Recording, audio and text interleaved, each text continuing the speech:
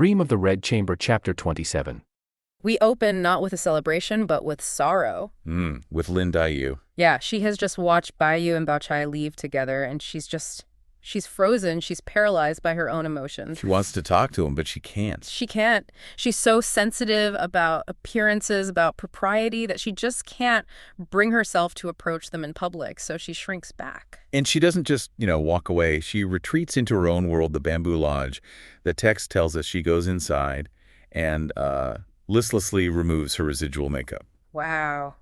That one detail, it says so much. It does. She's so devoid of emotional energy that even this small act just feels like an insurmountable chore. And her maids, the people around her, their reaction really drives home how isolated she is. Right. Ziwan and Zwain, they're with her constantly, but sources note they've just become so used to her frequent tears, her silent grief. Her grief is constant, as the text says. Yeah. They don't even offer comfort anymore. It's beyond just being used to it. Oh, it is. They've stopped worrying. They leave her alone, sitting in this profound sadness until the second watch, until she finally falls asleep. This really highlights her core vulnerability. She is completely alone in her sorrow. And that constant, unnoticed grief is the psychological foundation for everything that's about to happen. It's the perfect, heavy, internal counterpoint to the day's big public event. The Mangzan Festival, yes, the contrast is absolute. We go from Daiyu's silent grief to this boisterous communal joy. Specifically, the 26th day of the 4th month. Mangzang literally means grain in ear, and it marks the beginning of the summer season. Okay, so why is this a big deal in the Grandview Garden? Why the ritual? Because it's the day the flowering season officially ends. It's believed that all the flowers are now faded, and the deity who looks after them, the flower god, has to be sent off with honor. A farewell party for the flower god? Essentially, yes. Sure. Bid farewell to the flower god. It's such a beautiful concept. It's sort of melancholy, right? The end of beauty. But performed with this incredible festive energy by all the young women. So what are they actually doing? They're creating these elaborate little farewell gifts. Right. They make tiny sedans and horses out of flower petals and willow branches. Oh, wow. And they create these beautiful banners and standards using, expensive materials like silk, gauze, and satin. And they tie these to everything. To every single tree and flower. It The sources say the result is just stunning. A fluttering, vibrant spectacle of embroidered ribbons fluttering. It's an explosion of art and joy. It is, and it just emphasizes how profoundly separated Daiyu is, trapped in her own dark interior world. And that contrast, that's what sets the stage for Baochai's entrance. Exactly. The main group is celebrating, but then they realize Daiyu is missing. And there's this little comment from Ying Chun. She calls her a lazy maid. She does. That's a subtle but really important piece of social commentary, isn't it? Even her absence just reinforces her reputation as fragile and withdrawn. It does. And Baochai, who is always the picture of grace and social confidence, she volunteers to go get Daiyu. An act that publicly shows how good-natured she is. And how willing she is to include the melancholy Daiyu in the fun. But this is where the action shifts, right? From this public display to a very private calculation. Yes. So Baochai is on her way to the lodge, and she sees Baoyu go into Daiyu's residence just moments ahead of her. And she stops. She stops dead in her tracks. And this decision to retreat is the pivotal moment of the whole chapter. Why? What's her thinking here? It's entirely her internal rationale. She knows Baoyu and Daiyu grew up together, and their behavior can be a bit, unrestrained. Okay. But more importantly, she knows Daiyu is habitually suspicious and petty. Jealous. So Baochai walks in right then. She's not just interrupting a private moment. In Daiyu's mind, she would be validating every suspicion of rivalry she already has. It forces a confrontation that Baochai absolutely does not want. Or need. It's a purely calculated choice to avoid drama. And protect her image as the mature, uncontentious one. It shows her profound social acuity. She sees a potential trap, and she just doesn't walk into it. But now she needs an excuse, right? A reason to turn back without it looking like she was avoiding Daiyu. And just when she needs it, nature provides the perfect diversion. The butterflies. A pair of enormous jade-colored butterflies, as large as a round fan. They float past, and Baochai, for a moment, breaks her perfect composure and decides to chase them with her fan. This almost childlike, impulsive moment Is what leads her directly into the path of danger. The chase leaves her breathless and sweating, and it takes her right to the Driplush Pavilion. Which is a small building over the water, enclosed by paper-covered latticed windows. She gives up the chase, exhausted. Yeah. Just as she hears these low, urgent, murmuring voices from inside. Ki-cha-cha. Exactly. She stops to catch her breath, but her social antenna's up. She realizes she's overhearing a highly compromising conversation. It's about a lost handkerchief, but the stakes are much, much higher than laundry. Oh, way higher. It's an illicit transaction between servants, and this is where you, the listener, need to grasp the danger. Okay, so there's a Speaker A, a middleman, insisting that Speaker B, the owner of the handkerchief, has to provide a thank you gift, a payoff. And the reason is that the handkerchief was found by a young man, Second Master Yun. And that's critical. He's a male relative allowed on the grounds, but the social codes of the garden strictly forbid these kinds of interactions. Especially transactions involving private tokens like a handkerchief. This isn't casual flirting. This is a breach of conduct that could lead to immediate expulsion, ruin for a woman in that era. Speaker B objects, right. She argues he should just return it out of courtesy. But Speaker A says no, Yun is demanding a reward. Yeah. It's basically blackmail over a love token. So Speaker B agrees to trade one of her own items as payment, but she demands a vow of secrecy. And this shows you how serious it is. And this is the line that just makes the hair on your arms stand up. Speaker B demands an oath, and Speaker A gives this chilling vow. If I tell one person, may I grow a boil and not die well later. Wow. That is not a promise. That is a death curse. It confirms the secret is life-ending if it gets out. And at that precise, terrifying moment, the maids inside realize someone might be listening outside the pavilion's thin paper windows. The mood just... it shifts instantly to panic. They decide they have to push open the windows and see who's there. And they try to rationalize it, saying if they're seen, they'll just pretend they were joking and playing. But Baochai knows the truth. If they see her, the situation is completely irretrievable. She is trapped. She's overheard a secret secured by a death oath. She's in real danger. Perfect danger.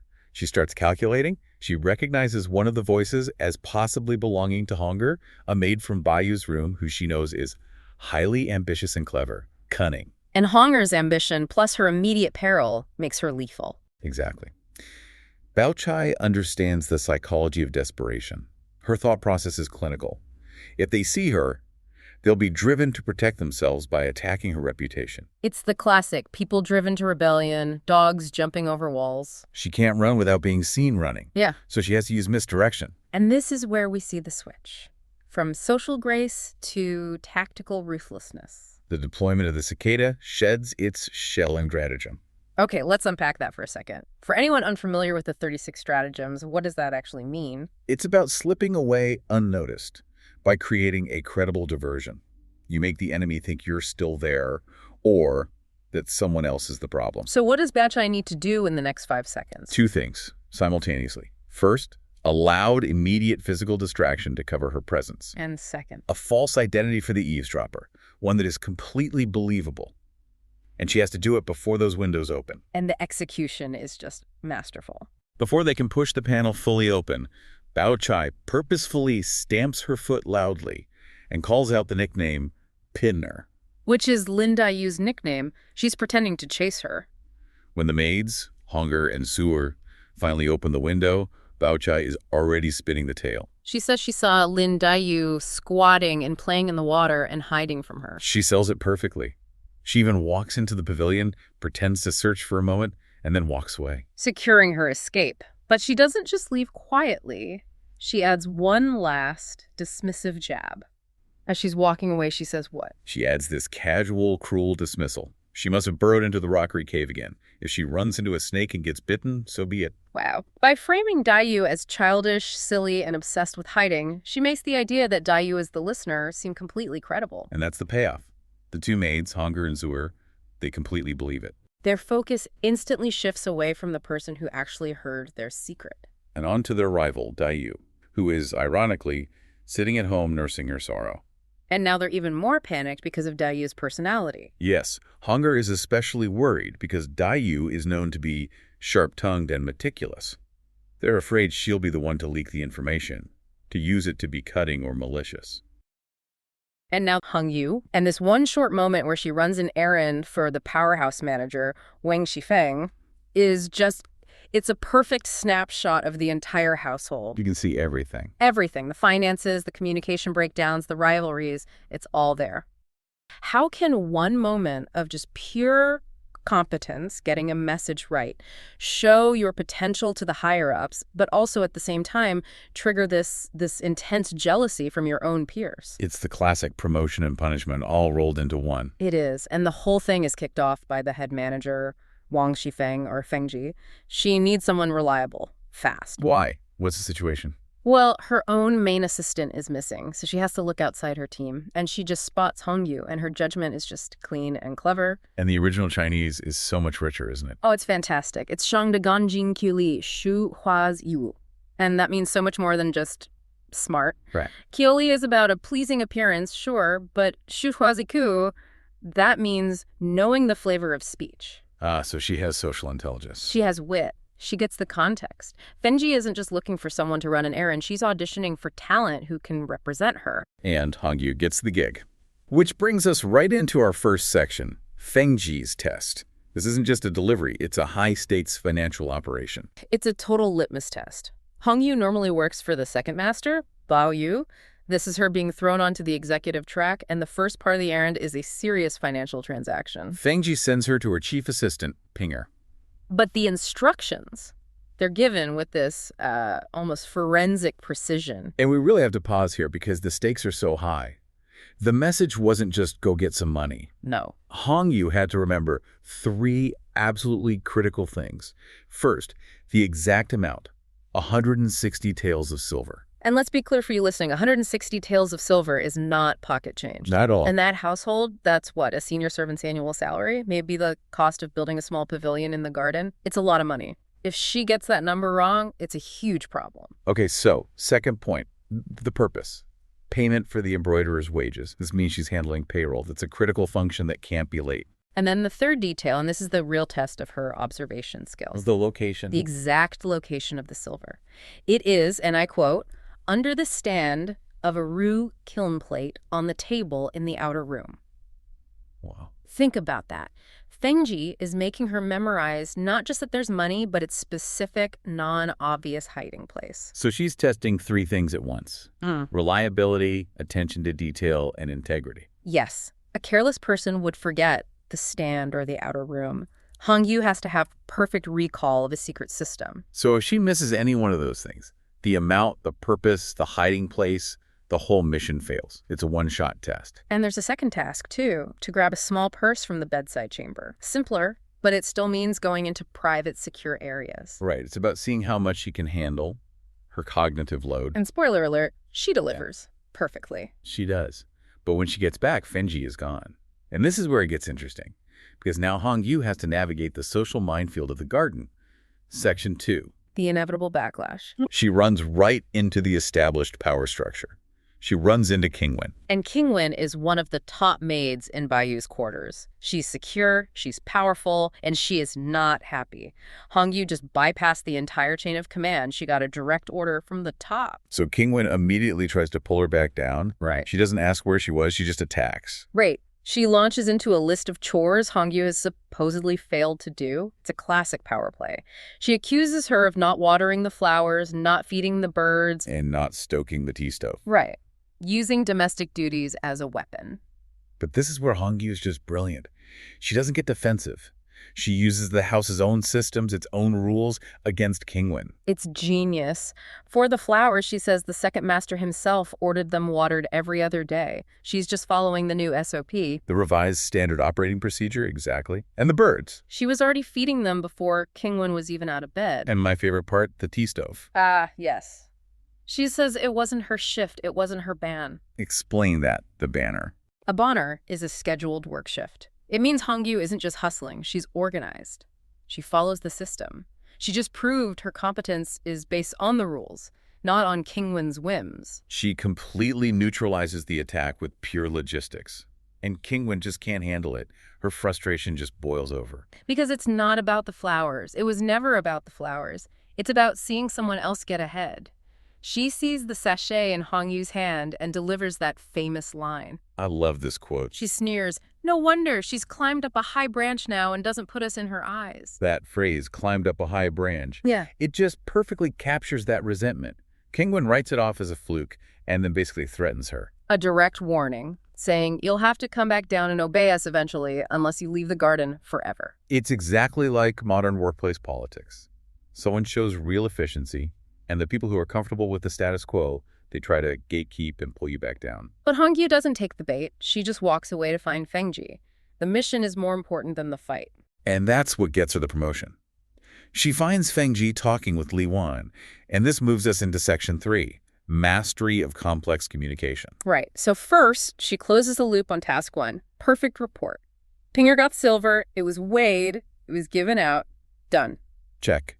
Financial transaction complete. But then comes the real test, reporting on the second message Pinger gave her. And this message is it's a dizzying, multi-layered beast. It reflects the entire interlocking social structure of this massive family. Let's try to break this down for everyone listening because it is confusing. It is. Okay, so layer 1, Wang's wife is asking after Li Wan. Simple enough. Layer 2, a logistical delay. The second master is away. Layer 3, a social delay. They're waiting for the 5th mistress to get better. Layer 4, a completely separate family branch.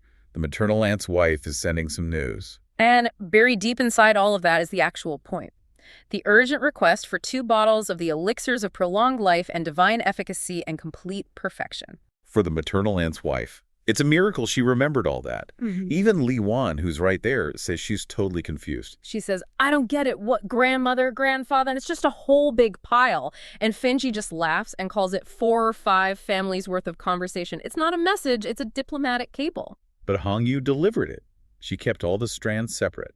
And this is where Fengji gives her the ultimate praise. Yes, and she does it by criticizing the other maids. She says most of them whine like mosquitoes. Ningni niña deben sie shed. What does that mean exactly? It means they drag out their sentences, they use all this overly formal, affected language. They just waste her time with a lot of buzzing and unnecessary ceremony. And she contrasts that directly with Hongyu. Praises her for being brief and concise. Jingduan. Fengji, as the top manager, doesn't want fluff. She wants someone who can take extreme complexity, all those family politics, and distill it into a fast, actionable report. No mosquito whining. Just the facts. Delivered efficiently. And that concise delivery of a ridiculously complex message gets her the job offer on the spot.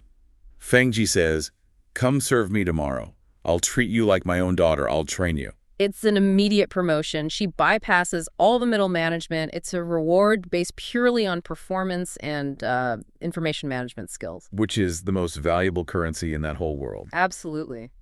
And this brings us to Section 4, where we finally get the context for who Hongyu is and, more importantly, what she wants.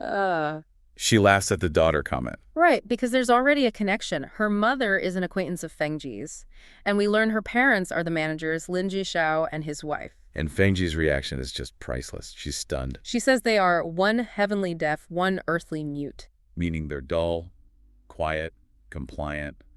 They do their jobs, but they don't have any spark. They're the old guard, the established bureaucracy. And Fengji just cannot believe that such a clever girl, a Ling Liatu, came from these two. It shows that real talent can come from anywhere. Fengji is looking for merit, not just, people who fit the old mold. We also get the story behind her name. She's 17, and her real name was Hongyu, Red Jade, but it was shortened to Hunger, or Red. Because the Yu conflicted with Baoyu's name. And Fengji, who hates this kind of artificial formality, just rolls her eyes. She says, very annoying, as if they benefit from the Jade. You are Jade, I am Jade. She sees it as the lower ranks, just copying the superficial habits of their betters. But the real key here, the absolute payoff, is when Fengji asks if she wants the transfer. This is where we see Hongyu's ambition. And her answer is not about getting an easier job or better food. No. She says, and this is so important, following grandmother, we can also learn some sense of propriety, seeing how things are handled in and out, high and low, and gain some insight. It is a direct request for an apprenticeship in high-level management. She wants to learn the unspoken rules, the Chiru Shangxi, the ins and outs, the highs, lows.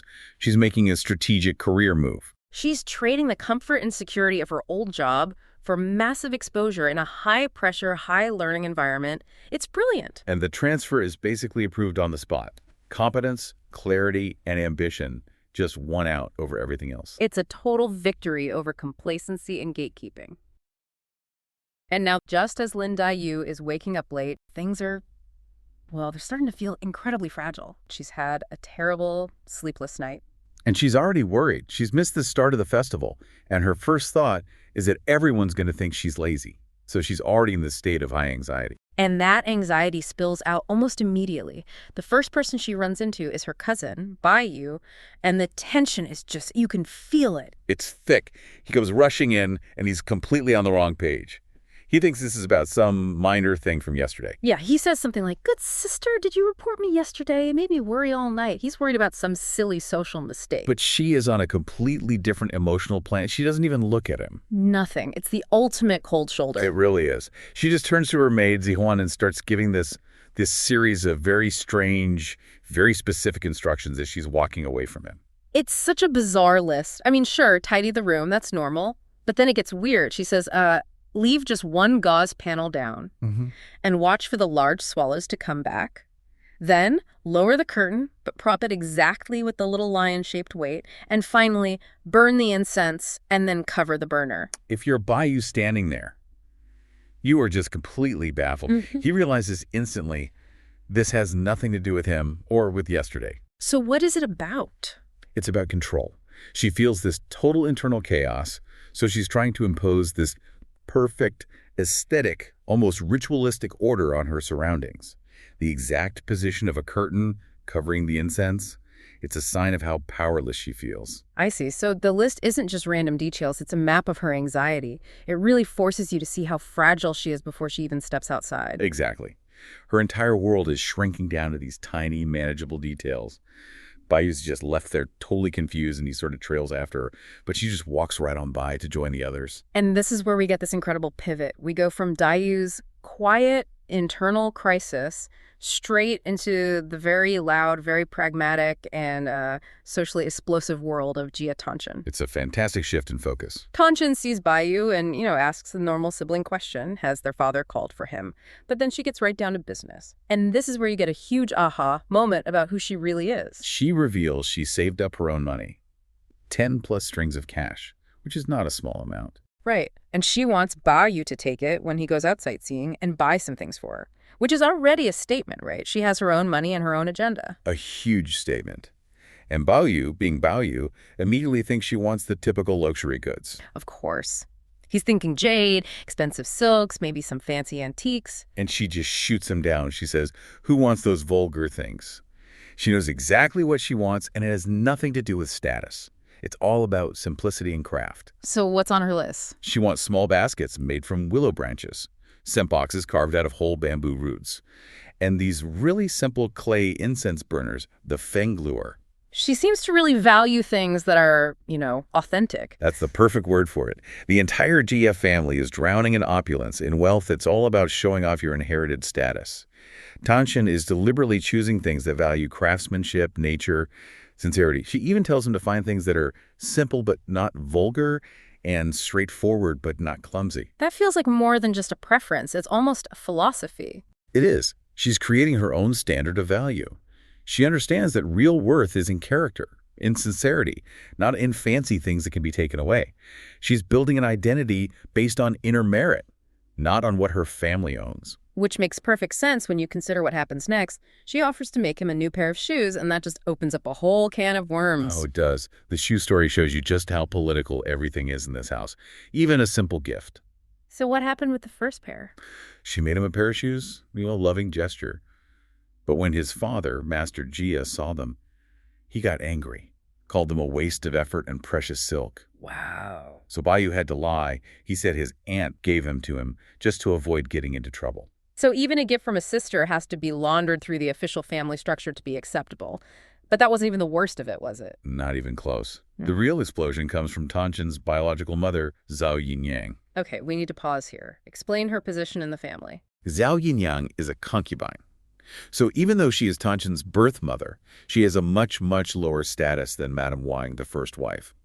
Her children are automatically considered lower on the social ladder. And she resents that. Deeply. She is constantly trying to use her children, Tan Chun and Ji Huan, to fight for status and resources. So when she complains, it's not really about the shoes. Exactly. Baiyu tells Tanchen that Zhao Yangyang was furious.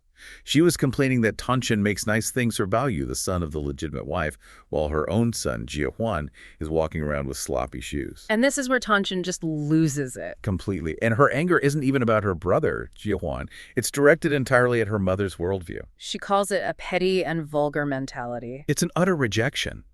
She's not just angry, she is tearing down the entire social contract she was born into. She said basically, I'm not required to make shoes for anyone based on who their mother is. That is the so what moment. She's rejecting the whole system of birth status. And she does it by attacking the one person she's supposed to be most loyal to, her own mother. She says, I only recognize my father and Madame Wang.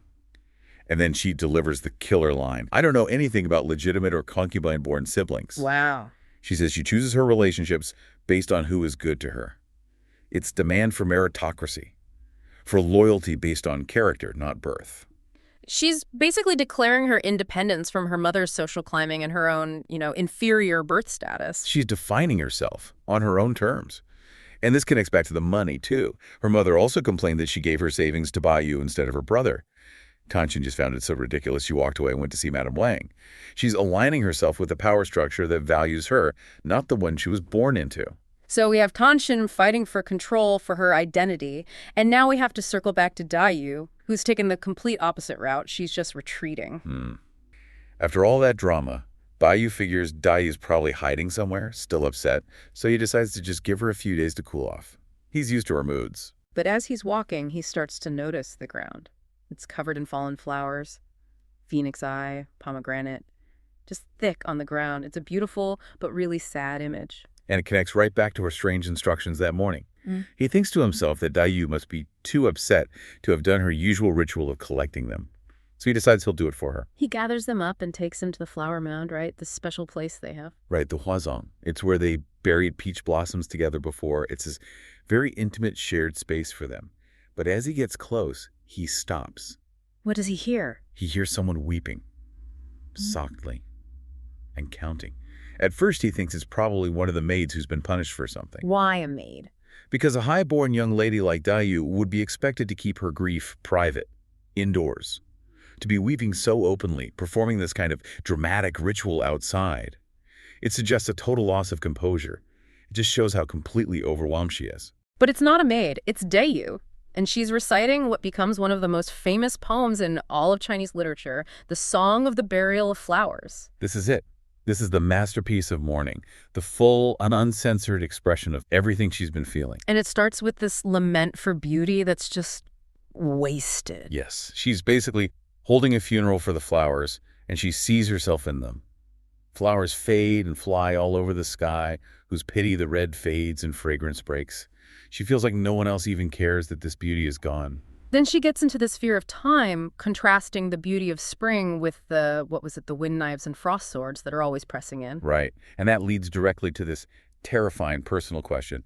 Next year, who will be in the inner chambers? For Daiyu, an orphan living as a guest, the idea of just disappearing is a very real fear. And she feels so alone in this. She even points out that the birds, the swallows, they can rebuild their nests next year. But for her, if she's gone... The person gone, the beam empty, and the nest also collapsed. It's just total, absolute loss. There's no coming back. So the ritual, the burial itself, is about maintaining some kind of dignity in the face of all that. Exactly. It's about a clean end. She says, better to gather the bright bones in a brocade pouch, a mound of clean earth to cover the graceful one. She has this core belief. Born clean to return clean. She can't bear the thought of her beauty or her body being tossed away into some dirty ditch. But even as she's doing this, she realizes the irony of it all, doesn't she? She does. The poem takes this incredible turn. She realizes that one day she'll be the one who needs burying, and there will be no one left to do it for her. She who buries the flowers is laughed at as foolish, who will bury me in the coming years. Baiyu is just listening to this, completely stunned. He must realize this isn't about him at all. This is a profound despair. It's the final crushing blow of the poem. The realization that death makes everyone and everything equal and unknown. Her last line says it all. When the spring ends, the beauty grows old, flowers falling and people dying, both unknown to each other. Wow. In the end, a falling flower and a dying person are just the same in different event. And Baiyu is just left there, listening, absolutely gutted by the depth of her sorrow and her fatalism.